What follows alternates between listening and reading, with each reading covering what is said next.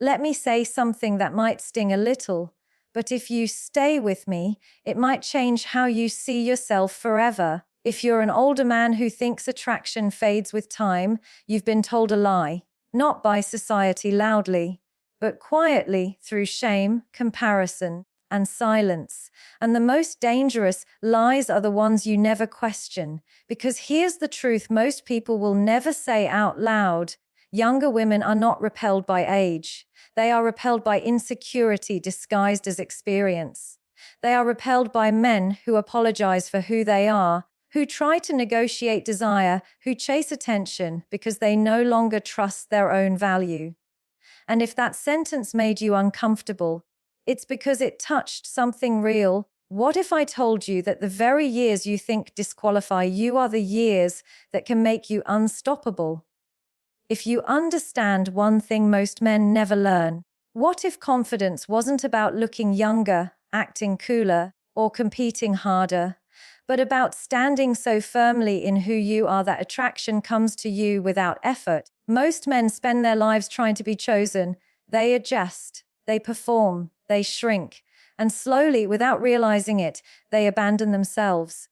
This video is not about tricks, tactics, or manipulation. It's about something far more confronting and far more powerful. By the end of this, you will understand why some men become invisible with age, while others become magnetic. You'll see why calm beats charisma, why presence beats performance, and why the man who stops seeking approval becomes the man everyone feels drawn to. If you've ever felt overlooked, underestimated, or quietly dismissed, stay, because what you're about to hear isn't motivation, it's a mirror. And once you see yourself clearly, you won't walk the same way again. Let's start by clearing a dangerous misunderstanding that quietly ruins a lot of men as they age. Confidence is not something you lose with time. Confidence is something you either build or abandon. Age doesn't take it from you, surrender does. And most men don't realize the moment they surrendered was not when their hair changed or their body slowed, but when they started outsourcing their self-worth to how others respond to them. A confident older man is not confident because he's been approved of. He's confident because he stopped asking for approval. That distinction changes everything. Younger men often rely on external validation, attention, attraction, reaction to feel solid. Older men who never made that internal shift still play the same game, just with higher stakes and deeper frustration, and women feel that instantly. Here's the psychological truth most people avoid. Attraction follows emotional stability, not performance. When a man is at ease with himself, when he is not internally negotiating his value every time he walks into a room, the room responds differently to him, not because he's demanding attention, but because he doesn't need it. That absence of need is powerful. It signals self-possession. Self-possession means you know where you stand even when no one is clapping. It means rejection does not humiliate you, and approval does not inflate you. That steadiness is rare, and rarity creates value. Many older men think confidence means proving they still matter. So they talk too much, explain too much, try too hard to be relevant, impressive, or desirable. But real confidence doesn't rush to be seen. It allows itself to be discovered. It understands that attraction is not built through force. It's built through resonance. Younger women are especially sensitive to this. They live in a world saturated with performance. Everyone is selling something. Everyone is trying to be liked. When they encounter a man who is relaxed in his identity, who is not auditioning for attention, it disarms them. Their nervous system notices first. They feel calmer, more grounded, more curious. That's not coincidence. That's biology responding to psychological safety. Confidence, at its core, is internal alignment. Your thoughts, your values, your behavior, they point in the same direction. There's no internal contradiction. You don't say one thing and do another. You don't want something but pretend you don't. You don't stay where you're disrespected just to feel chosen. That congruence creates integrity, and integrity creates presence. Presence is what people mistake for charisma. But charisma without integrity fades fast. Presence rooted in self-respect doesn't. A confident older man doesn't compete with youth because he understands something younger men haven't learned yet. Competition is for people who don't know their position. When you know who you are, you don't race. You occupy.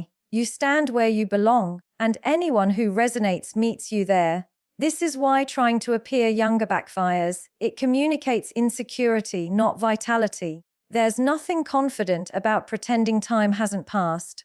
Confidence is saying, this is where I am, and I'm grounded here. Paradoxically, that groundedness makes you more attractive than chasing youth ever could. Another hard truth: confidence is built in private long before it shows up in public.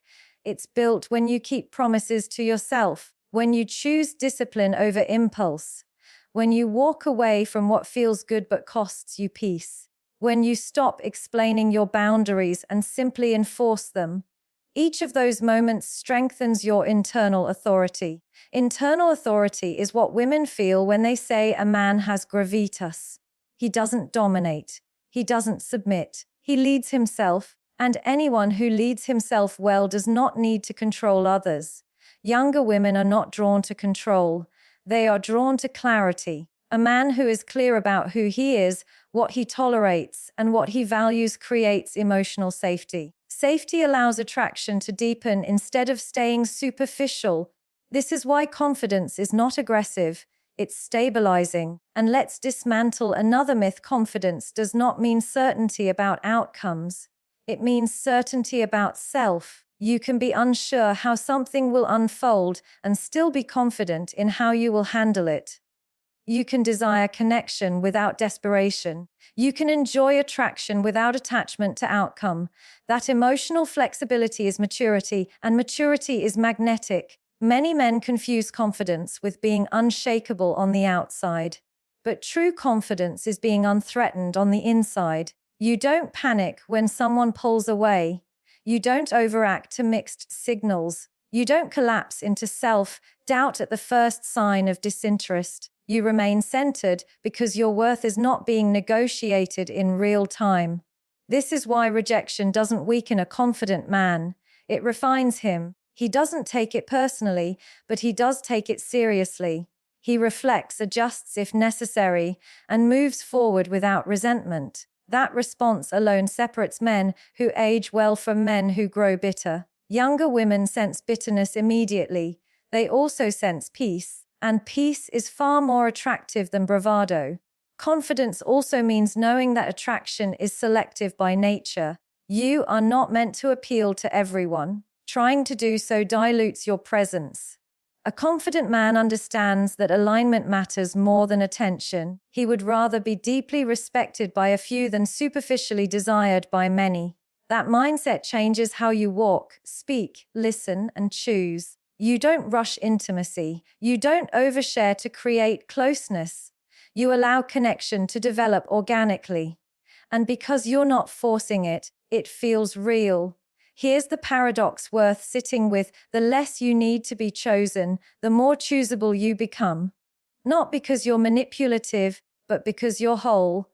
Wholeness is attractive, fragmentation repels. So if you want to embody confidence as an older man, stop asking how to be more appealing and start asking how to be more aligned. Stop chasing reactions and start cultivating self-trust. Stop proving and start standing. Because the moment you truly possess yourself, others feel it. And when they feel it, attraction is no longer something you chase. It's something that meets you where you already stand. And the reflection I'll leave you with is simple but confronting. If no one were watching, would you still respect the way you live? Fix that, and confidence will follow. Let's move into something deeper now, because confidence without a full life eventually collapses. You can say all the right things, hold eye contact, and appear grounded. But if your life is empty behind the scenes, the truth leaks out. Attraction doesn't respond to words. It responds to structure, direction, and substance. A full life is not about being busy. It's about being engaged. engaged with something that gives you meaning beyond being wanted. This is where many men go wrong. They make women the center of their emotional universe. And the moment someone becomes your center, you lose gravity. Everything starts orbiting them, and nothing is more exhausting or less attractive than being someone's entire world. A confident older man has a life that is already moving forward. His days have rhythm. His weeks have intention. His choices reflect priorities, not impulses. This doesn't mean he's perfect or hyper-productive. It means he knows where his energy goes and why. Psychologically, this matters because human attraction is deeply tied to perceived abundance. When someone's life feels full, their interest feels like a choice, not a need. And choice is seductive, need is heavy. Younger women, in particular, are extremely sensitive to this distinction. They've encountered enough men whose lives collapse without attention. Men who feel purposeless until someone texts them back. Men whose emotional stability depends on being desired. When they meet a man whose life continues smoothly whether or not he's being validated, it creates a different emotional experience. They don't feel pressure. They don't feel responsibility for his happiness. They feel invited, not recruited. A full life also communicates something subtle but powerful: self-respect. When a man invests in his health, his work, his friendships, his interests, he's signaling that he values himself enough to build something sustainable.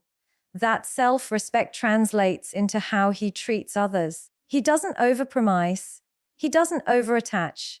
He doesn't tolerate chaos just to feel something. This is important because attraction does not thrive in desperation. It thrives in stability. Stability doesn't mean predictability or boredom. It means emotional reliability. It means you're not constantly reacting.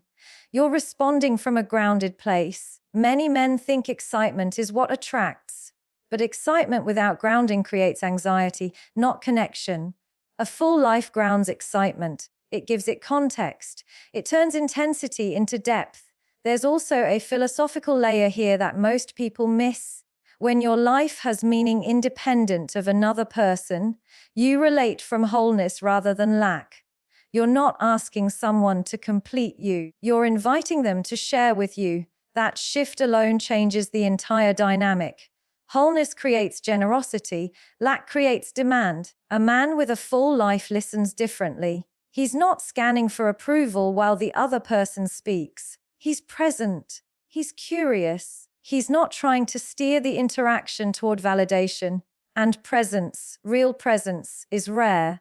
It feels almost luxurious to be around someone who is not internally distracted by their own insecurity. This is why purpose is attractive even when it's quiet. You don't need to talk about it constantly. In fact, talking too much about your goals often signals that you're still trying to convince yourself. Purpose shows up in consistency, not announcements. A full life also gives you boundaries without effort. You don't have to explain why you can't always be available. Your schedule already explains it. You don't have to manufacture mystery. Your commitments naturally create space. And space is not distance. It's room for desire to breathe. Here's something uncomfortable but necessary to say: if your life feels empty, attention will feel addictive. And addiction is never attractive. It creates urgency where there should be ease. It creates attachment where there should be curiosity. This is why building a life comes before attracting someone into it. You don't fix loneliness by filling it with a person. You fix loneliness by filling it with meaning. People then become an addition, not a solution. Younger women sense this instinctively. They are not drawn to men who need saving, even if they initially feel flattered by being wanted. Over time, that need becomes a burden. What they remain drawn to are men whose lives are already rich, emotionally, intellectually, experientially. A full life also allows you to be selective without bitterness. When your days are meaningful, you don't cling to potential. You don't chase what's inconsistent. You don't negotiate your standards down just to keep someone around. You know that losing the wrong connection doesn't leave a void, it creates space. That mindset changes your energy completely. You become relaxed, not because you don't care, but because your identity is not on the line. You can enjoy attraction without gripping it too tightly. You can let things unfold without forcing direction. That ease is deeply appealing. And let's be clear, a full life is not about status. It's not about money, titles, or showing how successful you are. It's about alignment. Do your actions reflect what you claim to value? Do your routines support the man you want to be? Do you feel proud of how you spend your time when no one is watching? That internal coherence is what people feel when they say someone has substance. It's not loud. It's not performative. It's steady. A man with substance doesn't chase connection to escape himself. He shares connection because he enjoys himself. And enjoyment of self is contagious. So if you're listening to this and wondering where to start, don't start with attraction. Start with construction. Build days you don't want to escape from. Build habits that create self-trust. Build a life that feels expansive rather than reactive. Because when your life is full, your presence changes. When your presence changes, attraction follows. And when attraction follows, it feels natural, not forced.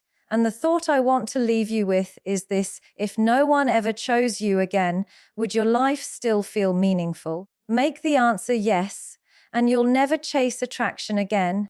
Let's talk about something most men underestimate, but women feel instantly: presence. Not confidence as a concept, not attraction as an outcome, but presence as an experience. Because presence is not what you say. It's what people feel when you are silent. And emotional control is what makes that presence trustworthy. Most men think attraction is created by doing more, talking more, texting more, explaining more, reacting faster, but psychologically, attraction deepens when there is less noise and more regulation. A man who is emotionally regulated changes the emotional climate around him.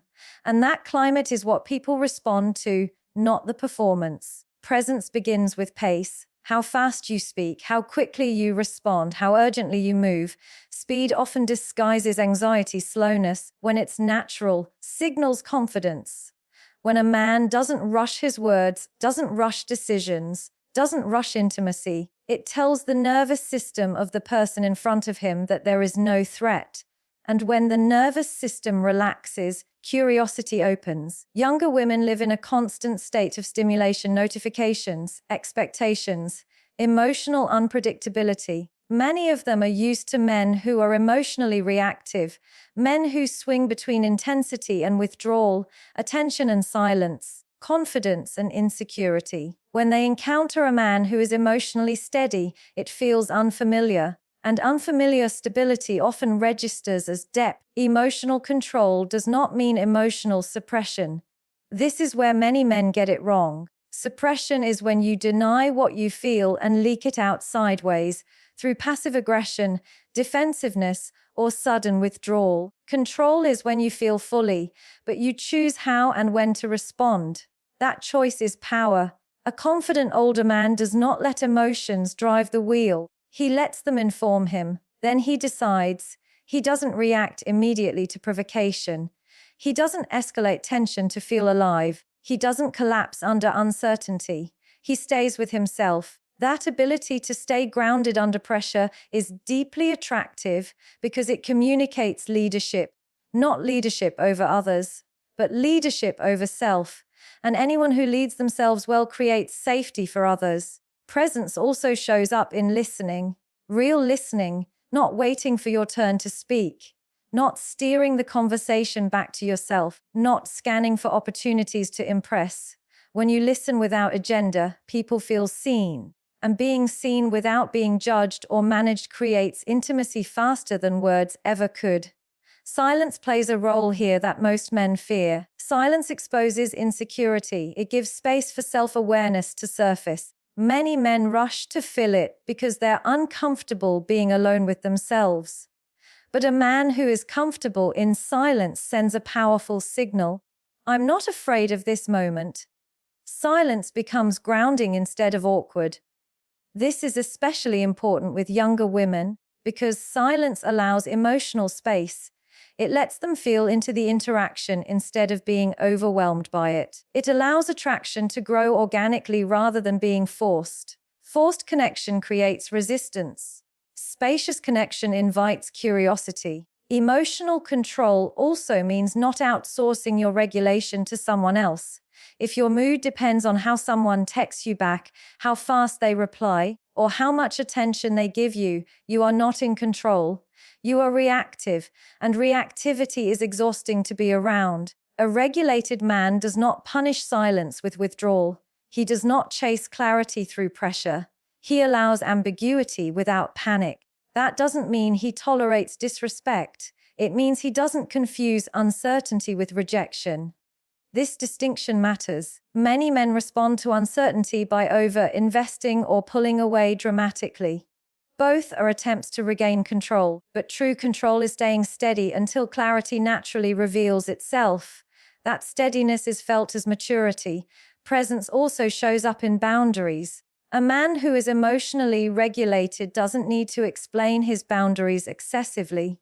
He states them calmly and enforces them consistently. There is no anger, no guilt, no justification, just clarity. Clarity reduces anxiety. Anxiety kills attraction. When you can say no without hostility, when you can disagree without contempt, when you can walk away without bitterness, you communicate emotional strength. And emotional strength is far more attractive than emotional intensity. Intensity can be exciting, but excitement without control turns into chaos. Chaos might feel stimulating at first, but it never feels safe long-term. A man who offers both depth and stability becomes someone women can relax around. And relaxation is where real attraction deepens. Another aspect of presence is emotional availability without emotional volatility. Being open does not mean being uncontained. Sharing does not mean unloading. A confident older man knows the difference between vulnerability and emotional dependence. He shares from reflection, not from overwhelm. That distinction is critical. Vulnerability grounded in self-awareness builds connection. Vulnerability driven by unprocessed emotion creates discomfort. One invites closeness, the other creates distance. Emotional control also allows you to hold tension without needing immediate resolution. Attraction lives in tension. Not anxiety, but polarity. When you don't rush to define everything, label everything, or lock everything down, you allow desire to breathe. Many men kill attraction by trying to secure certainty too early. They want reassurance, definition, validation. But confidence allows uncertainty. It trusts the process without trying to dominate it. Presence is also physical, how you sit, how you move, how you occupy space. A regulated nervous system moves differently. It's not rigid. It's not restless. It's grounded. That groundedness is felt before a word is spoken. This is why emotional control cannot be faked. It's the result of inner work, self-reflection, accountability, learning to soothe yourself instead of needing someone else to do it for you.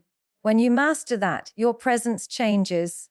Your voice steadies. Your reactions soften. Your attention sharpens, and people feel safe with you, not because you're predictable, but because you're consistent. A man who is emotionally controlled does not create drama to feel powerful. He doesn't provoke reactions to feel important. He doesn't confuse attention with connection. He understands that power is quiet and attraction follows calm authority. So if you want to deepen your presence, don't ask how to be more impressive. Ask how to be more regulated.